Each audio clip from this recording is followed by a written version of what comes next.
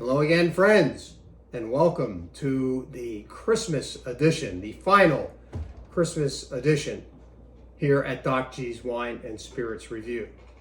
So I'd like to introduce my baking friend here, Mr. Gnome. He participated in baking our goodies here for tonight, and he's gonna join us for our segment. So what I'd like to do for you tonight, I really had a struggle with coming up with something after I showed you the gifts that would make good gifts for wine and spirits, of how to close out Christmas before we got there. So here we are, just a couple days before Christmas, and I can't tell you a person that I don't know that is not somewhere baking cookies and thinking about eating those wonderful cookies for Christmas. So what I decided to do was come up with this little array of lovely cookies that have been baked by different people or purchased, and a series of wines that would accompany them perfectly. So even when you're having dessert during the Christmas holiday and after, when you have your leftover cookies and you want to wash them down with something, you can always turn to the wines here on the table. So can't start out without one of my most favorite sounds. I have here a bottle of Prosecco, which is going to be part of our pairing.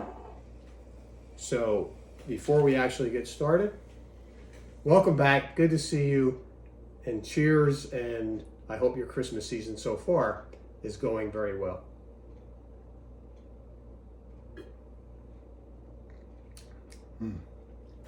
Love Prosecco. So if you hear in my voice, and I clear my throat a lot tonight, I apologize. One of those nasty viruses that's going around, fortunately it's not COVID, has kind of knocked me out for about a week and a half here. I'm finally starting to recover. I almost wasn't going to do this spot, but there was no way I could have let Christmas go by without saying hello to you one more time. So with that said, I have put on the table a series of wines, and I have a little tray of cookies here that I think pair very well with the different wines that we have on the table.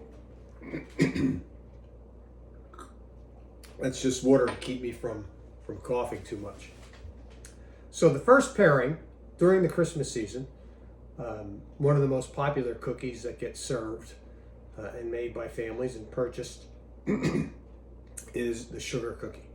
And I have in my hand here a sugar cookie made by my son Jeffrey's fiance Morgan and her family, and there are a couple of their cookies here on the table, so thank you to them. And we're going to take a little bite. Sugar might make me cough a little bit here, so I'll just take a little bite. Not overly sweet. I think I'll take another bite. Okay with you?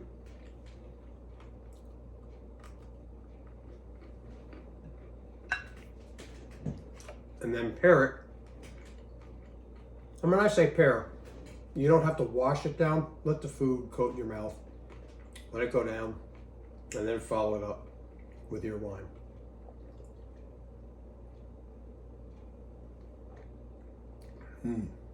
The crispness and the lightness of the Prosecco do very well with the lightness and sweetness of that sugar cookie.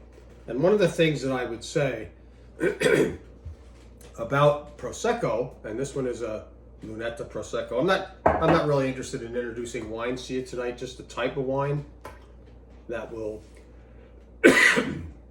that will be helpful for you to purchase. You can buy whatever Prosecco you want. I don't want to say they all taste the same. They all run about 11% alcohol, which means they are a little bit on the sweeter side. So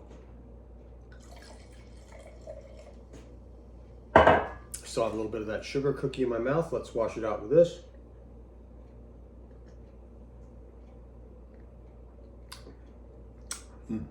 That's actually good Prosecco. I've never had that one before. It's Lunetta, if you're interested. Available at PA Wine and Spirits.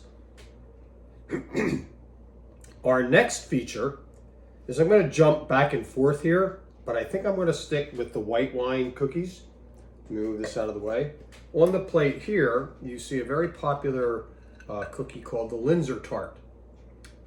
Sometimes they look like this. They cut out star shapes in them. Basically what it is was a raspberry stuffed cookie with shortbread and powdered sugar.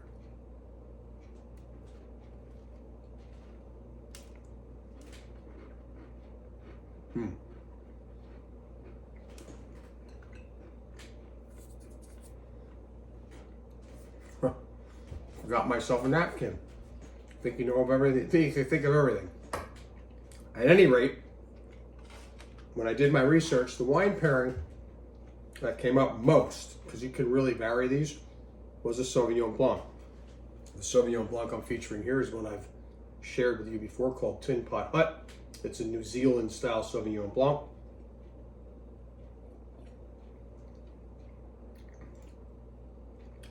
And it complements well the raspberry, the hint of raspberry sweetness and the powdered sugar, even though it is a dry wine.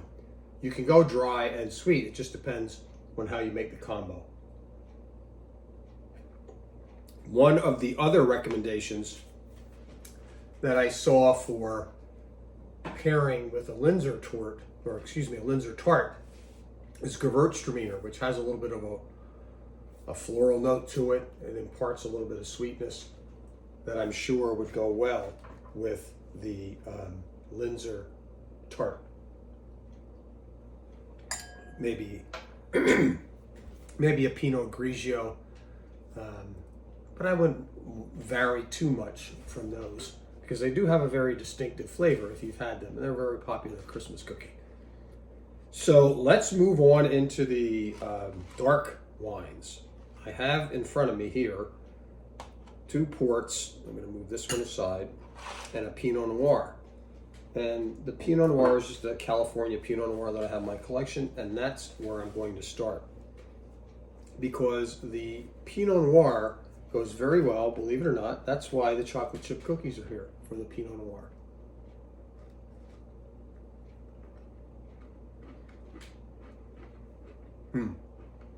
Very good, Becker clan.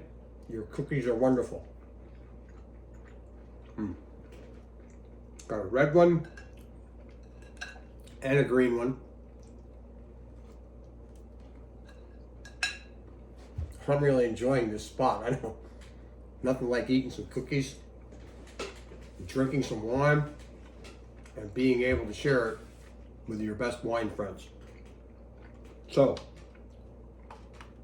let's see if it holds up to the taste test.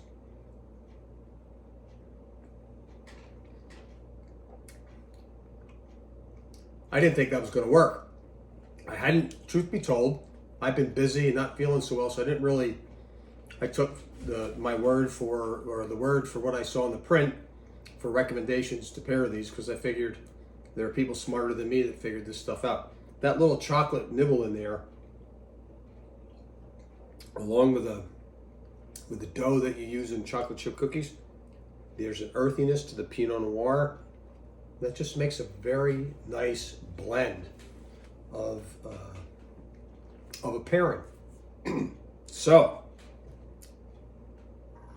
where do we want to go next? All right, let's go to I've got 2 ports here.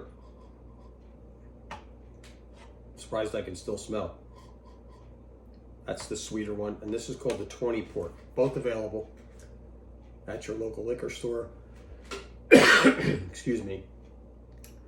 Truth be told, the Ruby port that I have for you, I want to put in a plug for very good friends, the Loving Good family down at the Manatawny Creek Winery. This is their Ruby port. I've been buying it for years. It's fantastic. The 20 port is one from Portugal. It is called Sandman. You can spend a lot of money for these. This is one of the less expensive ones. So you don't have to, because you can go $30, $40, $50 on a bottle of port. So, port goes well with chocolate, and port goes well with peanut butter. Now, Ruby port will go better with the chocolate and the peanut butter. And that would be this cookie. You've all seen these. Hershey Kiss cookie. I don't even know what they call them. I've been eating them for years.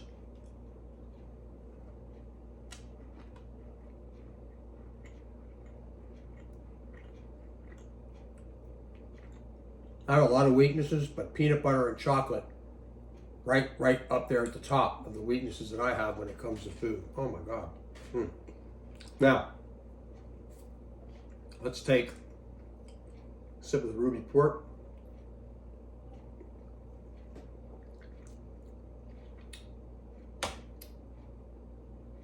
Sorry for that stupefied look. That is so good. Oh my God. So now, let's go to the another peanut butter style, but this is chocolate and peanut butter with the peanut butter chips. So this is more heavily into the chocolate.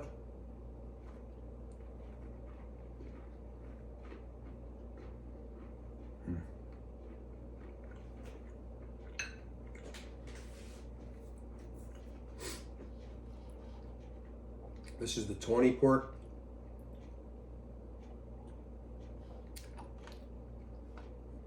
It's not as sweet. And these two cookies, one is twice as sweet, so this one is better. You don't want to get too sweet and too sweet. This is more peanut buttery. This is big time chocolate with a little peanut butter on the finish. That sugar is getting to my throat. Let me wash that down. Always good to hydrate. So, to finish out our segment, we've come to the pièce de résistance. And that is a little slug here of anisette. And believe it or not, anisette pairs well with anise cookies and anise biscotti, which I happen to love. Voila, I happen to have an anise biscotti. Wonderful licorice smell.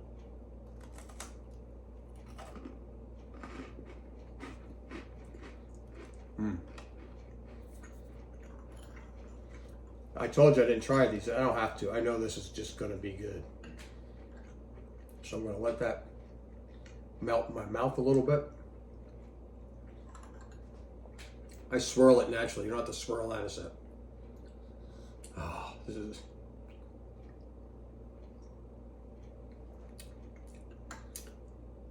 Woo! That is wonderful. And you know how it's even more wonderful? Dip the cookie right in it.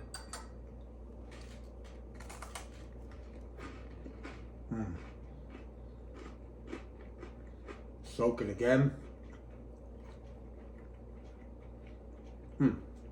That does not hurt it. Very strong, actually. Real strong anise flavor.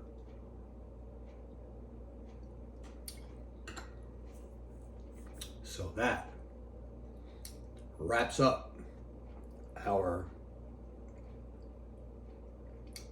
we got one more segment before we turn the year over, and I'll see you at some point, maybe on New Year's Eve, maybe the day before, to set us up, because I am planning to be at a party with friends on New Year's Eve. So I won't be able to be live with you at that time, close to what I did last year. But I'm sure I will be able to get back to you. So, let me do a toast. To no more sniffles. I apologize for that sound. I really have been a little bit hammered here, but I am on the road to recovery. So to you and yours, may your holiday, whatever it is you celebrate, Christmas, Kwanzaa, Hanukkah, or just being with friends and family, may your holiday be safe, may it be happy, may all your dreams come true, at least for one day, and most of all, may you stay healthy and be safe. So until we meet again next week, Merry Christmas, Joyeux Noël, Feliz Navidad, Happy Hanukkah, and whatever it is you might celebrate, Cheers, and we'll see you again soon.